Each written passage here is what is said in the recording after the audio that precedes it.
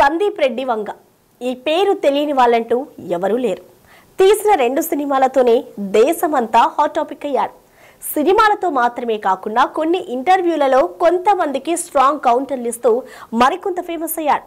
తనను ఎవరైనా ఒక్క మాట అన్నారంటే దానికి బదులు రియాక్షన్ ఇవ్వనిదే ఈ డైరెక్టర్ నిద్రపోరు. తనను వేలెత్తి చూపించింది ఎంత పెద్దవారైనా గొప్పవారైనా వారిపై స్ట్రాంగ్ గా రియాక్ట్ అవ్వడమే ఇతడి hobby.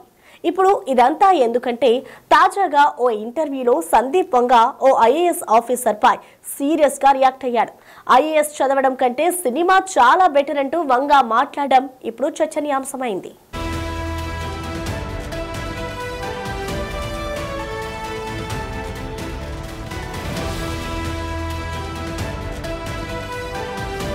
Director Sandeep Reddy Vanga film making కంటే ఐఏఎస్ ఆఫీసర్ కావడం ఈజీ అంటూ చేసిన వ్యాఖ్యలు ప్రస్తుతం సోషల్ మీడియాలో వైరల్ గా మారాయి.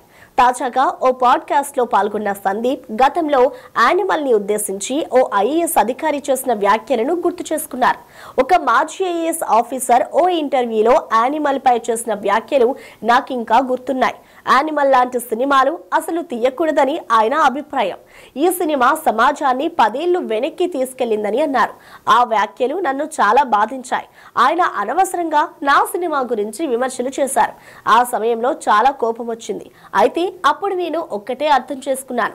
ఐఏఎస్ ఆఫీసర్ కావాలంటే ఢిల్లీకి వెళ్లి ఏదైనా సంస్థలో చేరి కష్టపడి చదివితే సరిపోతుంది. కానీ అదే ఫిలిం మేకర్ లేదా రచయిత కావాలంటే ఎలాంటి టీచర్లు కోర్సులు ఉండవు. అది స్వయంగా నేర్చుకోవాలి అంటూ యానిమల్ విమర్శలపై తన అభిప్రాయాన్ని చెప్పారు.